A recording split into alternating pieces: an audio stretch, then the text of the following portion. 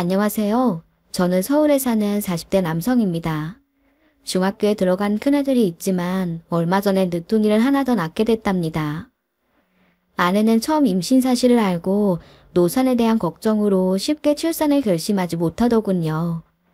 하지만 제가 아내를 설득해 결국 아이를 낳았죠. 그리고 요즘 저희는 늦은 나이에 얻은 딸내미 보는 재미에 시간 가는 줄 모른답니다.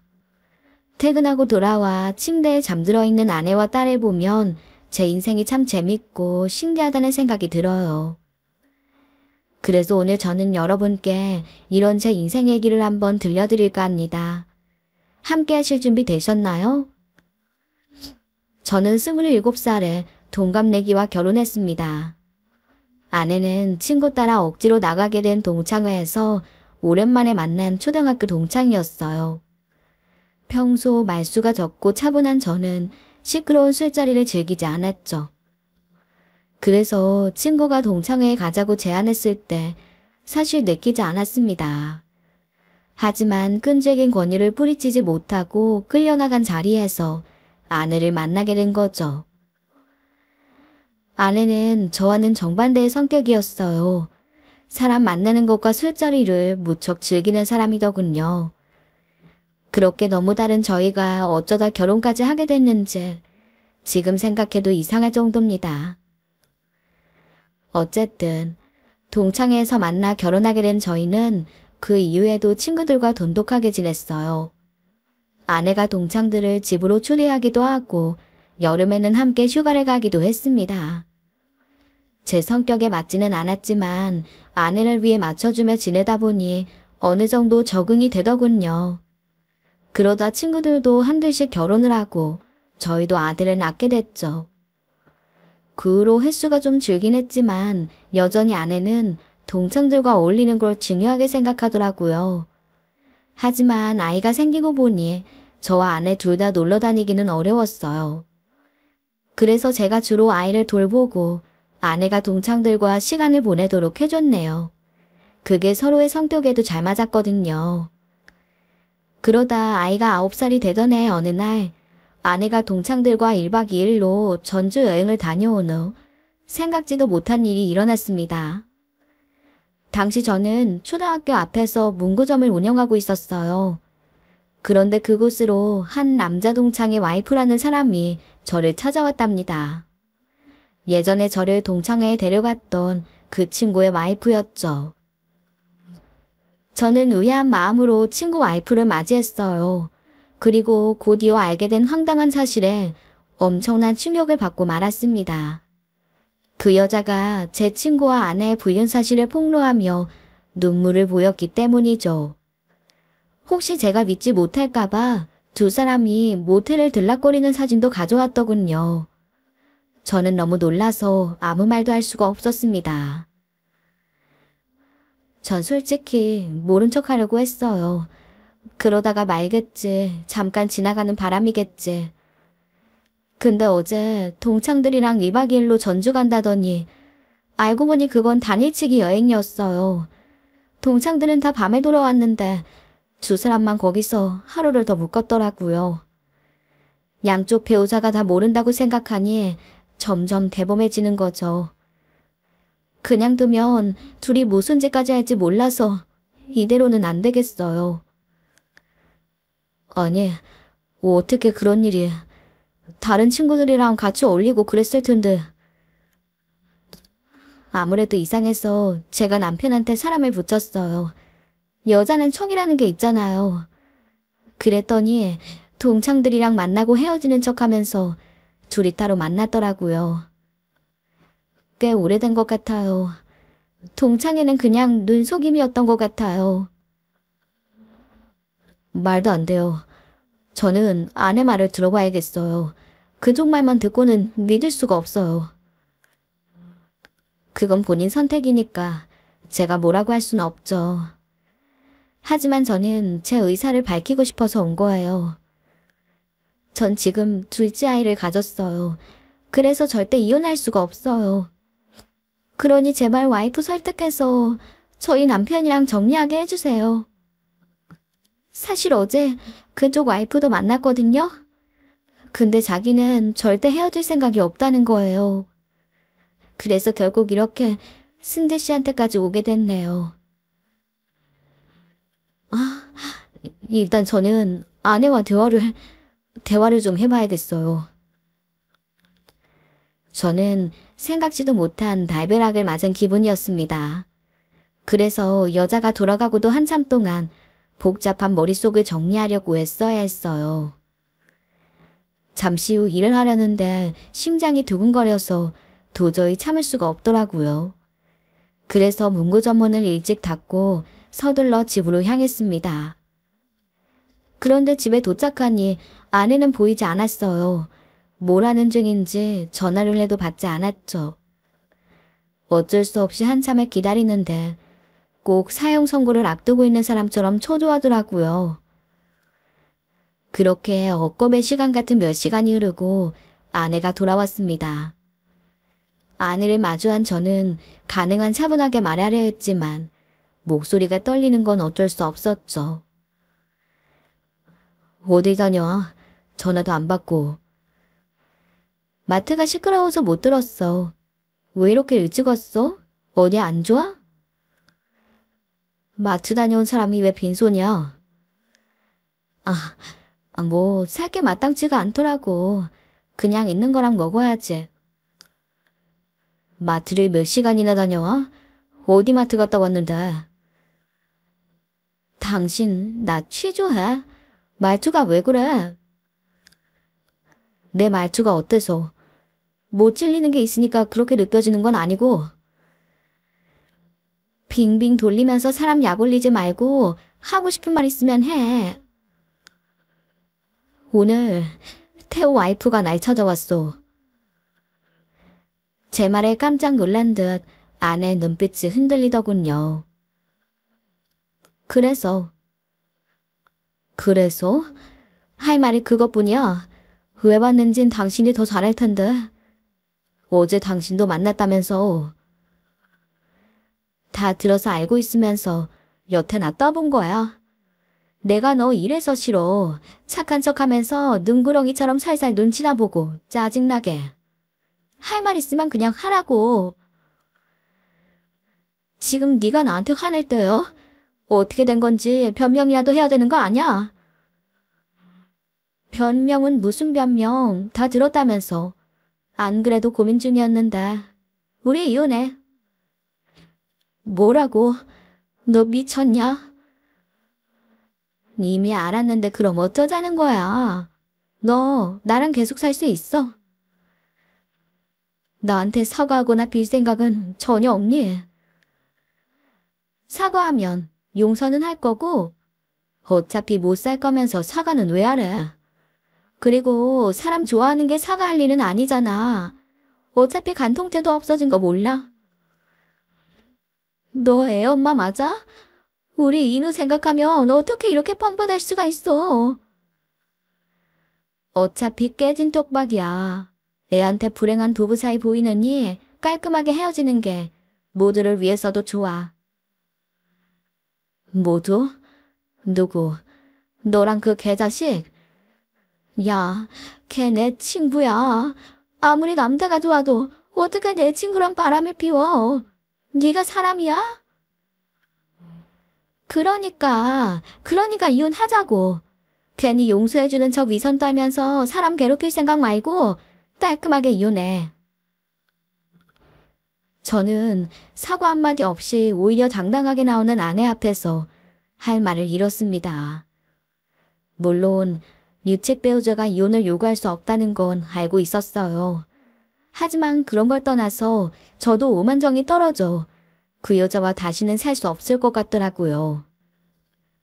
그래도 양심은 있는지 아내는 이혼만 해주면 아무것도 필요 없다고 했습니다. 그리고는 재산도 아이도 너무 쉽게 포기하더군요. 결국 아내는 빈손으로 나가며 아이에 대한 친권과 면접 교섭권까지 포기했죠. 그냥 하루라도 빨리 이혼하는 게 가장 중요해 보이더라고요. 그렇게 전처는 저와 헤어지고 나자 아예 대놓고 제 친구를 만나고 다녔어요. 하지만 상대 측 와이프는 계속 이혼을 거부하며 버티는 중이라고 하더군요. 그렇게 저는 10년 넘게 산 아내와 순식간에 이혼하게 됐습니다. 제 뒤통수를 친 친구 자식도 아내도 씨가 떨려서 망설임 없이 결정한 일이었죠. 그러나 이혼의 후폭풍은 만만치가 않았어요. 아직 어린 아들을 돌보며 장사하는 게 쉽지 않더라고요. 더구나 저는 어머니도 일찍 돌아가셔서 아이를 부탁할 사람도 따로 없었거든요. 결국 초등학생 아이를 학원 뺑뺑이를 돌리며 귀가 시간을 최대한 늦출 수밖에 없었어요. 아이에게는 미안했지만 생활은 해야 하니 어쩔 수 없었죠. 그런데 하루는 학교 가려고 일어난 아이 머리가 고열로 팔팔 끓고 있더군요. 갑작스러운 부모의 이혼으로 아들도 힘들었을 텐데 아프기까지 하니 그렇게 안쓰러울 수가 없었습니다. 하지만 저는 문구점 문을 열어야 했죠. 결국 어쩔 수 없이 아이와 함께 출근을 하고 한쪽에 자리를 만들어 쉬게 해주기로 마음먹었어요. 그래서 일단 서둘러 병원에 가서 진료를 보려고 기다리고 있었죠. 그런데 그때 나짖은 목소리가 들려왔어요. 돌아보니 아내와 친하게 지내던 초등학교 여자 동창이더군요. 어머, 승재 아니야? 아, 영미구나. 네가 수업가에는 무슨 일이야? 아직 미혼인 동창이 수업가에 온 것이 의아해 물었습니다. 오늘 내가 휴가인데 조카 영리화 검진을 해야 한다고 해서 내가 데려왔어. 그랬구나. 미정이한테 소식은 들었어. 어떻게 지내? 힘들지? 그렇지 뭐. 미정이 만나는구나. 아니 단둘이 본 건 아니고 지난 주말에 다 같이 보는 자리에 나왔더라고. 태호랑 붙어 다닌다면서? 태호는 이혼했어? 아니, 그 와이프가 절대 못 해준다고 버티는 것 같더라. 그렇구나. 둘이 아예 살림까지 차린 것 같던데 그 와이프도 참. 그래봐야 무슨 소용이 있어. 곧 둘째도 낳을 거라던다. 아, 왜 그랬는지 모르겠어. 난 이제 둘이 뭔 짓거리를 해도 상관없어. 나 살기 바빠 죽겠는데 그딴 인간들 신경 쓸 겨를도 없고. 그래, 차라리 바쁜 게 좋지. 근데 여긴 무슨 일이야? 아이가 아파? 아, 애가 얼굴색이 나쁘네. 열감기래. 약 먹으면 좋아지겠지. 나 약 사서 출근해야 돼서. 그럼 다음에 보자. 저는 열이 펄펄 끓는 아이의 손을 잡고 약국에 가기 위해 엘리베이터로 향했습니다. 그런데 그때 좀 전에 인사나는 동창이 헐레벌떡 따라 나오는 게 아니겠어요? 승재야, 애는 어떻게 하고 출근을 해? 누가 봐주시는 분이 계셔? 아니, 일단 내가 데리고 가려고. 열나는 애를 어딜 데려가? 쉬어야지. 내가 네 아들 좀 데리고 있을까? 정말? 그래도 되겠어? 조카는 어쩌고. 이누랑 같이 있으면 감기 옮을지도 몰라. 조카는 원래 검사 끝나면 어린이집에 데려다 주기로 되어 있던 거야. 어린이집이 여기서 가까우니까 넉넉 잡아 20분이면 될 거야. 차에서 잠깐 기다려줄래? 그래도 될까? 너 휴가라며 다른 일 없어? 애가 아픈데 뭘 그런 것까지 신경 써. 난 별일 없으니까 걱정 마. 그렇게 그날 저희 아이를 맡아준 동창 덕분에 저는 마음 편하게 일을 할 수 있었죠. 저녁 때 집에 돌아와 보니 아이를 위해 이것저것 음식을 해주고 집안도 청소해줬더라고요. 그리고 아침보다 한결 편안한 표정으로 잠들어 있는 아이를 보니 동창이 너무나 고마웠어요. 며칠 후 제가 그날의 고마움을 표시하려고 저녁을 사며 저희는 다시 만나게 됐습니다. 그게 저희 만남의 시작이었어요. 그날 이후 자연스럽게 만남을 지속하게 된 거죠. 물론 아들도 함께였고 둘은 친모자로 오해받을 만큼 사이가 좋았답니다. 그렇게 넉 달 넘게 지내다 보니 이제 저희 생활에서 이 여자가 없는 장면은 상상할 수 없게 됐죠. 그러던 어느 날 이혼한 지 1년 만에 갑자기 제 앞에 전 부인이 나타났어요. 다른 동창들을 통해 이런 소식을 들었던 모양입니다. 그러더니 다짜고짜 말도 안 되는 소리를 파묻더라고요. 너 지금 뭐 하는 거야? 은영이랑 그러는 거 일부러 나 보라고 그러는 거지. 뭐? 그게 무슨 소리야? 일부러라니? 홧김에 서방질한다고. 내가 네 친구랑 바람났다고. 너도 보란 듯이 내 친구 만나는 거잖아. 속이 훤히 보여. 어이가 없어서. 너는 세상이 다 너를 위해서만 돌아가는 것 같냐? 그게 무슨 얼토당토하는 소리야. 그런 말 할 거면 당장 꺼져. 내가 널 몰라. 음흉하게 뒤로 무슨 생각하는지 다 알지. 그렇게 만난 게 오래 갈 것 같아? 괜히 인우한테 상처 주지 말고 적당히 끝내. 너 뭐 은영이랑 결혼이라도 할 수 있을 것 같니? 걔가 뭐가 아쉬워서 애 딸린 이혼남이랑 결혼을 해. 걔 원래 불쌍한 거 보면 못 지나치는 애야. 네가 애랑 사는 게 하도 딱해 보이니 적선하듯 만나주는 거라고. 정신 차려. 네가 감히 인우 이름을 입에 올릴 자격이 있어. 남자한테 미쳐서 뒤도 안 보고 나갈 땐 언제고 어디서 애 걱정하는 척이야. 저는 갑작스럽게 찾아와 어이없는 말을 늘어놓는 전처가 황당하더군요. 전처는 제가 자기 친구와 만나는 게 어지간히도 마음에 들지 않는 것 같았어요. 사실 그때까지 저는 그 동창과 결혼까지 생각하진 못했습니다. 제 처지가 있고 또 그렇게까지 여자가 간절하진 않았거든요. 헌데 전 부인이 나타나 저를 휘저은으로 오기 같은 게 생기더군요. 네가 그러면 내가 결혼 못할 것 같냐? 내가 당한 기분을 너도 한번 느껴봐. 이런 마음이 들었어요. 물론 그러면 안 되는 거였지만 저는 전 부인에 대한 증오와 복수심으로 계속 동창을 만나게 됐죠. 하지만 여자는 저한테 진심이었나 봅니다. 저와 만나는 걸 집안에 들키자 저한테 대놓고 결혼을 하자고 하더군요. 저는 그때부터 죄책감이 들기 시작했어요. 물론 여자에게 마음이 아예 없는 건 아니었지만 제 의도는 그렇게 순수한 게 아니었기 때문이죠. 그런데 부모님과 주변 사람들의 반대를 무릅쓰고도 저와 결혼까지 하려는 여자를 보니 마음이 아팠습니다.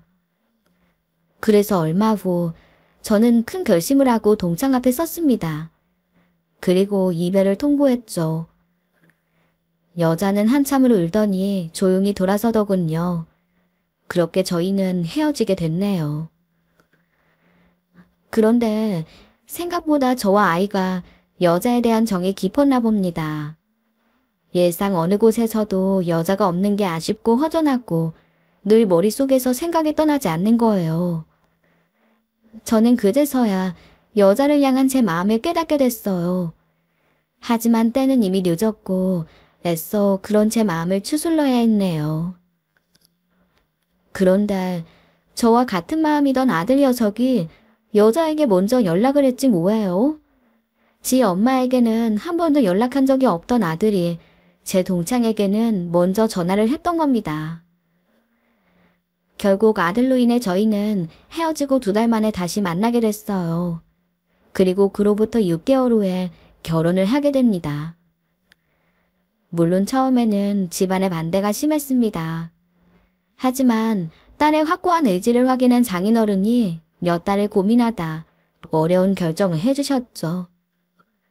그래서 결국 저희는 무사히 가족이 될 수 있었답니다.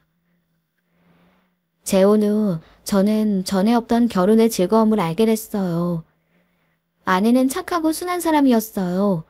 아들도 집에 돌아오는 게 즐거운지 학원을 그만두고 집에 일찍 오고 싶어 하더군요. 아내는 그런 아이를 살뜰히 보살피며 친자식 대하듯 잘해줬네요. 이렇게 집안이 편하니 일을 하면서도 콧노래가 나오더군요. 사실 전부인과는 성격도 맞지 않았을 뿐더러 나다니는 걸 좋아하는 아내는 살림에 통 관심이 없었어요. 그래서 늘 퇴근하는 제게 음식 포장을 시키거나 배달을 해먹기 일쑤였죠.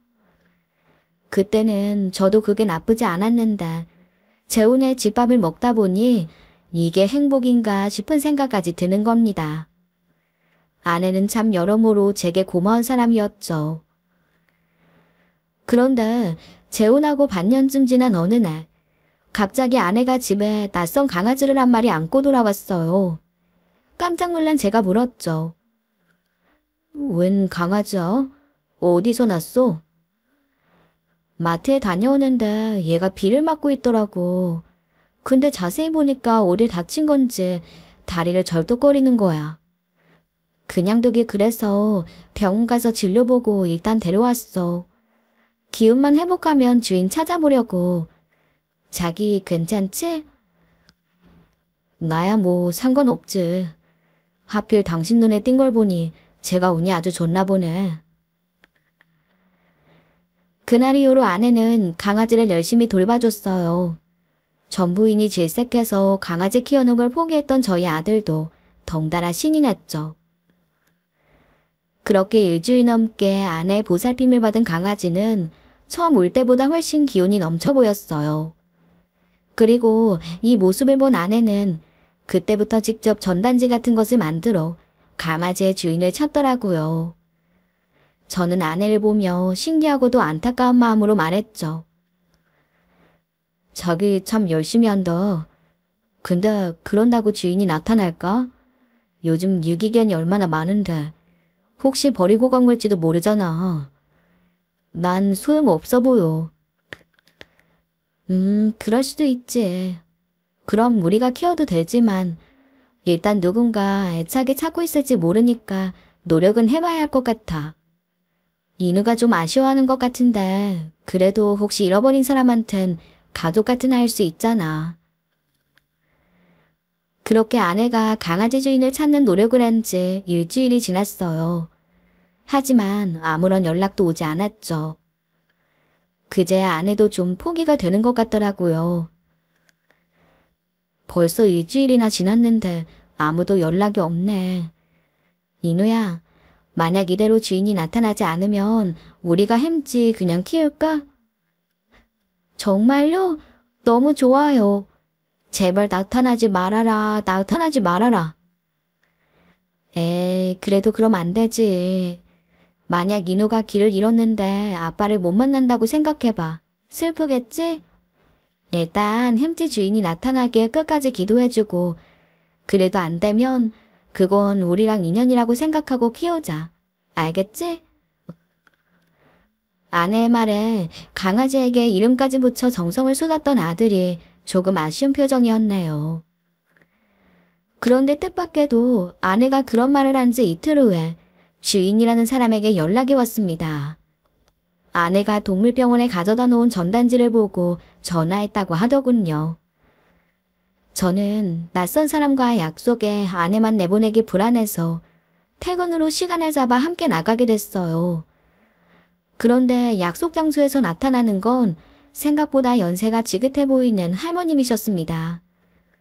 강아지는 할머님을 보자 격렬하게 꼬리를 흔들며 달려가 안기더군요. 마치 온몸으로 이 사람이 내 주인이 맞다를 보여주는 것 같았네요. 그리고 강아지를 아는 할머님도 눈물까지 글썽이며 반가워하셨죠.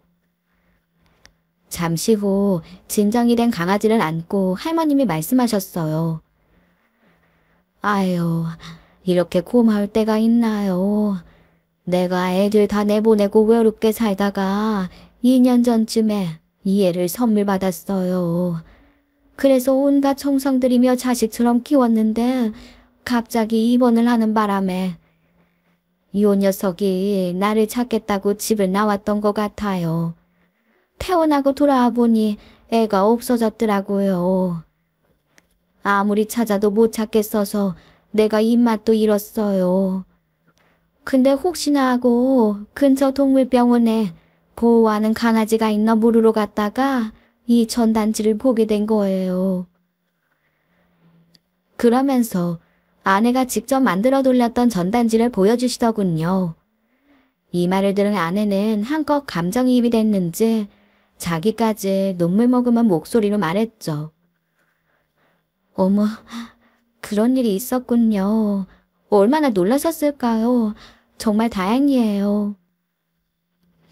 우리 또리가 그래도 좋은 분들을 만나서 다행입니다. 내가 너무 감사해서 저녁을 좀 사고 싶은데 괜찮겠어요? 아, 아닙니다. 아내가 워낙 강아지를 좋아해서 그냥 지나치지 못한 것 같아요. 신경 쓰지 마시고 건강관리 잘하세요. 저희는 아이가 집에 혼자 있어서 이만 가봐야 할 것 같아요. 아유, 그렇군요. 그럼 이번 주말에 아이랑 같이 저희 집으로 오시겠어요? 또리랑도 정이 들었을 것 같은데 집에서 저녁도 먹고 또리도 보면 애도 좋아할 거예요. 어머, 아니에요. 그렇게까지 패를 끼칠 순 없죠. 이름이 또리였군요. 정이 많이 되긴 했지만 또리를 위해서 가족을 찾은 게 너무 다행이에요. 그러지 말고 와요. 늙은이가 외롭게 지내다 보니 이런 인연을 그냥 보내기가 아쉬워 그래요. 내 주소 적어줄 테니 괜찮으면 토요일 5시경에 와줘요. 맛있는 식사 대접할게요. 저와 아내는 마주보며 난감한 표정을 지었죠. 하지만 할머님의 간곡한 부탁을 계속 거절할 수가 없더라고요.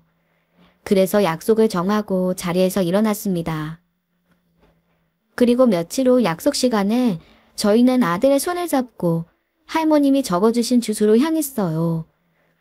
그런데 주소에 적힌 대문 앞에 서고 저희 가족들은 깜짝 놀랐습니다. 아파트촌이었던 저희 집과 멀지 않은 곳에는 고급 주택단지가 있어요. 그런데 주소를 받고 도착한 곳이 그곳 중 어느 한 곳이었던 겁니다. 그 앞을 오갈 때면 항상 저희 아들이 소리를 지르며 말하곤 했죠. 우와, 아빠, 저 집 좀 봐요. 엄청 멋있어. 텔레비전에 나오는 집 같아. 저런 집 안은 어떻게 생겼을까? 저와 아내가 그런 아들을 보며 웃었는데 그날 저희가 도착한 집이 바로 그 부촌에서도 가장 웅장한 저택이었던 겁니다. 저희는 어안이 벙벙한 채로 열어준 대문 안으로 들어섰어요. 그러자 할머님의 강아지가 달려나와 저희를 반겨주더군요. 아빠, 햄찌다. 햄찌가 아니고 이제 또리라고 불러야 돼. 원래 이름이 또리래. 아, 또리? 저희 아들은 강아지를 안아들고 좋아서 어쩔 줄 몰라 했어요. 그 뒤에 서서 이 모습을 흐뭇하게 바라보시던 할머님이 저희를 반겨주셨죠. 그리고 집안에 들어서니 그야말로 상다리가 부러질 만큼의 음식들이 차려져 있었습니다. 너무나 융숭한 대접에 몸둘 바를 모르겠더라고요. 잠시 후 식사를 마친 아내가 할머니께 감사 인사를 전했어요. 정말 감사합니다. 저희 아이도 또리를 보더니 너무 좋아하네요. 별로 대단한 일을 한 것도 아닌데 이렇게 대접을 받아도 되나 모르겠어요. 아니, 무슨 소리예요 그게. 저번에 말했지만 또리는 내 자식이나 마찬가지라오. 내가 전쟁통에 피난 내려오다 가족이랑 헤어지고 일평생을 고향에 돌아갈 생각만 하고 살았어요. 그러느라 결혼은 꿈도 못 꾸고 그저 돈 벌어 고향에 있는 부모님 호강시켜드릴 생각만 했지. 그러다 보니 나이가 벌써 80이 넘었네요. 어느 날 아는 사람이 또리를 데려왔는데 그제야 좀 사는 것 같더라고요. 애 없어졌단 소리를 집안 사람들이 안 해서 내가 퇴원해 와서 얼마나 놀랐는지 몰라요. 그러셨군요. 또리가 너무 순하고 귀여워서 저희도 또리 보며 행복했어요. 정말 고마워요. 그리고 이거 받아요. 동물병원에서 들으니 또리가 다리를 다쳐서 치료비도 꽤 들어간 것 같던데 기분 나빠하지 말고 받아줬음 해요. 그러면서 저희 앞으로 봉투 하나를 내미시는 겁니다. 아내와 저는 한사코 거절했어요. 아닙니다. 아내가 좋아서 한 일이에요. 원래 성정이 착한 사람이거든요. 아유, 그래도 이렇게 해야 노인네 마음이 편한데. 저 말씀 편하게 하세요. 그리고 저희 정말 괜찮아요. 부담 느끼실 필요 없어요. 근데 혹시 저희 아이랑 제가 가끔 또리 보러 가도 될까요? 아이가 또리랑 정이 많이 들어서요. 저도 그렇고요. 아내의 말을 듣자 할머니는 안색이 밝아지시며 무척 좋아하시더군요. 아이 그래 주면 노이야 너무 좋지. 와주길 바래도 늙은이가 귀찮게 하는 것 같아 말 못했네. 이 큰 집에 또리랑만 있다 보면 정말 적적하다오. 자주 좀 놀러와줘. 그렇게 저희와 할머님의 기막힌 인연이 시작됐습니다. 할머님은 어릴 때 피난 내려오다 가족을 잃어버리고 온갖 고생을 하셨더군요. 그러다 이런저런 장사로 미천을 모은 할머니는 기금속 사업을 시작하셨답니다. 그리고 금방 키워가며 어마어마한 자산을 만들게 되신 거죠. 하지만 오매불망 고향에 돌아가고 싶은 마음뿐 다른 곳에는 관심을 가지지 못하셨던 모양입니다. 그렇게 노년을 강아지와 의지하며 외롭게 지내던 할머님은 저희와의 인연을 무척 반가워하셨네요. 그 후로도 아내는 열심히 할머님을 찾아뵙고 말동무가 되어드렸습니다. 누군가는 아내의 모습을 보고 부자 노인에게 콩고물이라도 떨어지길 바란다고 할지도 모르지만 저만은 그 진심을 알고 있었죠. 아내는 타고난 선함으로 할머니를 정성껏 돌봐드렸어요. 그리고 저희 아이도 친할머니의 부재로 느끼지 못했던 조부모의 사랑을 느끼게 된 것 같았습니다. 저도 할머님께 참 감사한 것이 많았네요. 그래서 명절이나 할머님의 생신에 함께 식사를 하기도 하고 저희 집에도 할머님을 초대했죠. 그렇게 꼬박 2년을 할머님과 저희는 돈독한 사이로 지냈답니다. 그런데 저희가 한참 후에 알게 된 사실이 있었어요. 바로 할머님이 당뇨로 평소 몸이 좋지 않은 상태였다는 거예요. 예전에 강아지를 잃어버리게 된 것도 급작스럽게 상태가 안 좋아진 할머님이 입원을 하게 되면서 벌어진 일이었죠. 아내는 그때부터 당뇨에 좋다는 여주와 돼지감자 같은 것들을 구해서 할머님께 가져다 드리기까지 하더군요. 누가 시켜서 할 수 있는 일이 아니었죠. 하지만 아내의 정성에도 할머님의 건강은 계속 안 좋아지셨고 결국 저희와 인연을 맺은 지 3년 만에 돌아가시고 말았습니다. 그 후 평소 할머님의 유언대로 절에서 조용한 장례가 치러졌고 유골은 고향이 보이는 강가에 뿌려졌네요. 할머님을 잃은 아내와 아들의 슬픔은 이루 말할 수가 없었어요. 두 사람을 달래느라 저는 슬퍼할 겨를도 없었죠. 그런데 장례가 끝나고 집에 돌아오자 생각지도 못한 전화가 한 통 걸려왔습니다. 자신을 할머님의 변호사라고 소개한 남자가 하는 말에 저는 기함할 수밖에 없었죠. 안녕하세요. 이승재 씨 맞으시죠? 네, 그렇습니다만 어디신지... 네, 저는 고 이순복 회장님의 변호사입니다. 회장님이 이승재 씨 네 분에게 남기신 게 있습니다. 네, 저희한테요? 네, 재산을 거의 다 사회에 환원하셨지만 평소 고마웠던 분들에게 일부를 남기셨어요. 그 중에서 이승재 씨 네 분께는 한남동 건물과 강남 아파트를 남기셨습니다. 네? 건물이랑 강남 아파트요? 저는 너무 놀라서 말문이 막혀버렸죠. 그리고 이 소식을 아내에게 전했더니 아내 역시 놀란 눈으로 아무 말도 하지 못하더군요. 그리고는 눈물을 뚝뚝 흘리며 할머님 사후에 저희 집으로 데려온 강아지를 봤습니다. 할머님은 돌아가시기 전 강아지를 저희에게 부탁하시며 아내의 손을 잡고 말씀하셨어요. 내가 노년에 무슨 복으로 너희들을 만났는지 모르겠다. 이제 나 가거든. 또리 데려가. 지금처럼 잘 좀 돌봐줘. 할머니, 그런 말씀하지 마세요. 금방 일어나실 거예요. 저랑 같이 또리 데리고 산책 가기로 했잖아요. 아들의 말에 할머니는 빙그레 웃으시고는 이내 영면에 두셨습니다. 그런 할머님이 생각지도 못한 막대한 유산을 남기셨다는 말에 저희는 어쩔 줄을 몰랐어요. 모든 절차를 마치고 건물과 아파트 등기부 등본에 저희 이름이 들어가자 그제야 실감이 나더군요. 저는 아내를 만나 팔자에 없을 호강을 하고 결국에 건물주가 되어 강남으로 입성하게 된 겁니다.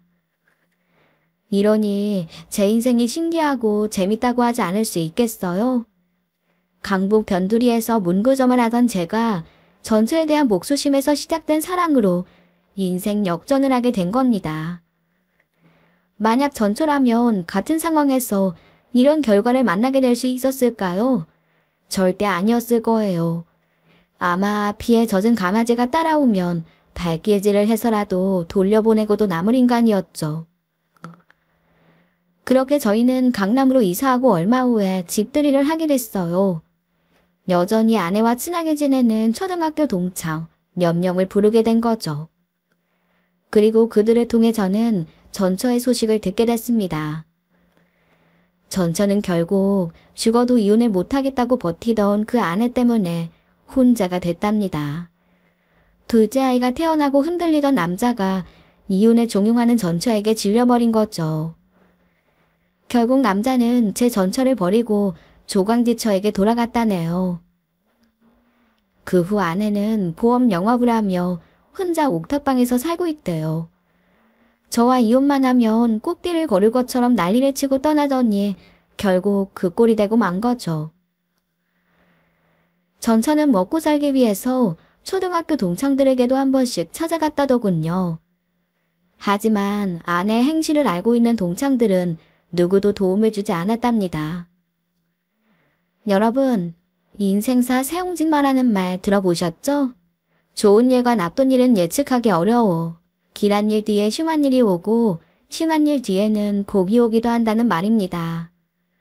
저는 요즘처럼 이 말의 뜻을 절실히 깨닫고 산 적이 또 없습니다. 제가 전처와 이혼하고 아들과 발을 동동거릴 때는 불과 몇 년 만에 이렇게 살게 될 거라고는 상상도 하지 못했죠. 그러다 마음씨 착한 지금의 아내를 만나 문구점 대신 제 건물을 관리하며 살게 된 겁니다. 그리고 그것도 모자라 아들 하나로 끝날 줄 알았던 제 인생에 사랑스러운 막내딸까지 생기게 된 겁니다. 그렇게 저는 요즘 매일 행복에 겨워 살게 됐습니다.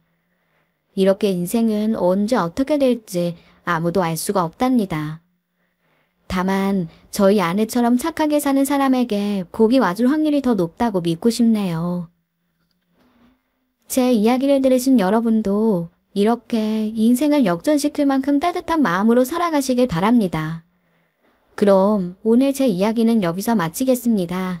감사합니다. 오늘의 쌀맘 사연에 여러분의 소중한 댓글 기다리면서 구독, 좋아요, 공유는 물론 알람 설정도 부탁드립니다. 그럼 오늘도 함께 읽어주셔서 감사합니다.